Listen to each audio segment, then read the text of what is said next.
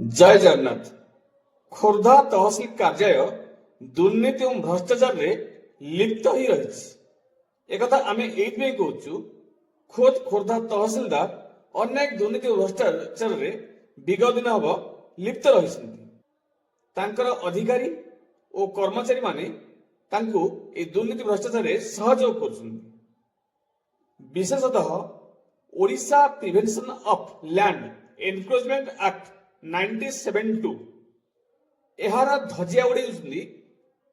खोर्धा तहसिलदार विभास रंजन पाणीग्राही आम ये कथा कहूँ जो ओडिशा सरकार जमी जबरदखल विरोधी आईन यही आईन को एबे ये जो नुआ सरकार मोहन सरकार एवं मान्यवर राजस्व मंत्री सुरेश पुजारी निर्देश रही अधिकारी माने सठिक रूपे कार्यकारी करंतु एवं सर्वसाधारण जगह जो सर्वसाधारण रास्ता अवरोध करथबा गोचर जगह अवरोध करथबा जमी माफिया विरुद्ध रे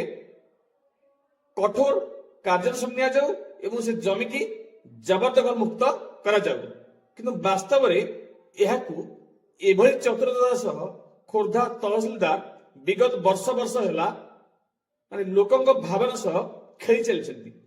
ताहार अनेक प्रमाण सह मु ए खबर प्रस्तुत करछि। मु एथि कथा कहूछि आपण जानि रखिथिबे जदि कौनसी जगह लोक समस्या सृष्टि हुए जबरदखल में ग्राम लोक माने बा किछि लोके जतले अभियोग करथांती जिलापाल का जन अभियोग शुणाणी अभियोग करथांती बा उपजिलापाल कार्यालय उपजिलापाल को अभियोग करथांती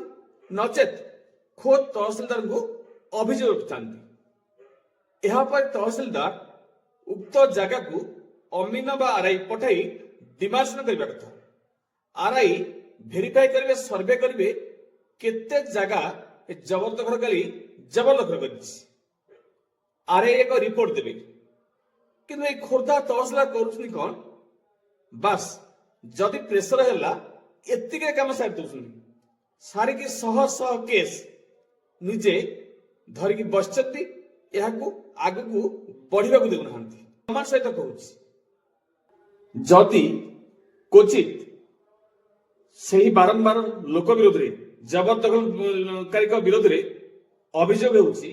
तेबे खोर्धा तहसिलदार चतुरता सह एक नोटिस कर दउछन किंतु नियम कहूछि जबरदखलकारी नोटिस करबा एवं हियरिंग करबा क फॉर्म रे जबरदखलकारी पक्ष थिबो जदि गरीब व्यक्ति तो होई थाए तार नियम भी अछि सरकार ताको पट्टा भी दे परिबो किंतु प्राय खोर्धार सेमती गरीब लोकन को पट्टा प्रदान करबा मिली नहीं तथ्य आम पाखरे किंतु गरीब लोकंकर जमी भांगी देवार प्रमाण आम पाखरे अछि किंतु एठी पुंजीपति बिल्डर जमी माफिया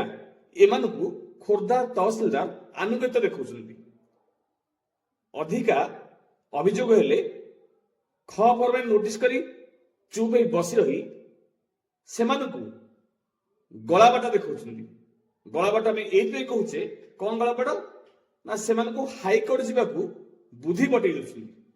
आ जो ख फॉर्म रो जो मासे रहउछ डेट एतिकी भितरे जबरदखल कर से जागा जबरदखल मुक्त करबा नियम रहिछि से डेट गला जाय भी तार जबरदखलकारी को उच्छेद करा जाउ से हाईकोर्ट रो ऑर्डर टा आसला परे लोकन कुहा जाउछि जे हाईकोर्ट से लोक करछि मु किछि करि परबे मते हाईकोर्ट ऑर्डर मो घरे अछि एभरिया बुद्धि खर्च करछुंती खोर्धा तहसिलदार आ खोर्धा तहसिलदार जानिबा दरकार से समय अलग थिला हाईकोर्ट रे हेउथला ओटे स्टे रिट पिटिशन जो लोक करूथला ओटे स्टे हेउथला से स्टे बळे आपण तक पकई दउथले किंतु एबे मोहन सरकार से समय चली जाइछि और ये जो जबरदखल पर सुप्रीम कोर्ट भी रिमार्क दीछि कारण बारंबार वर्तमान सब आड़े देखिए हाईकोर्ट रे शह शह हजार हजार ये जो जबरदखल जो रिट पिटिशन स्टे ऑर्डर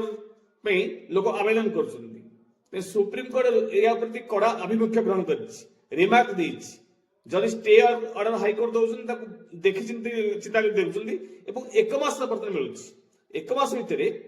से लोक उपजिलापाल एडीएम जिलापाल कोर्ट रे आवेदन करने ଚାନ୍ସ ମିଳୁଛି। କିନ୍ତୁ ଯୋଉଠି ଜବରଦଖଲକାରୀ ଗୋଚର ଜାଗା ସର୍ବସାଧାରଣ ରାସ୍ତା ଜବରଦଖଲ କରିଛି, କୌଣସି ମତେ ସେ ଜବରଦଖଲକାରୀକୁ କୌଣସି କୋର୍ଟ ସହାନୁଭୂତି ଦେବେ ନାହିଁ। ସେ ଜବରଦଖଲକାରୀ ଠାରୁ ନିଶ୍ଚିନ୍ତ ସେ ଜାଗା ଜବରଦଖଲ ମୁକ୍ତ କରାଯିବ, ଏହା ନିଶ୍ଚିନ୍ତ। କିନ୍ତୁ ଏ ଖୋର୍ଦ୍ଧା ତହସିଲଦାର ଏଇ ଖୋର୍ଦ୍ଧା ମାଟିରେ ରହି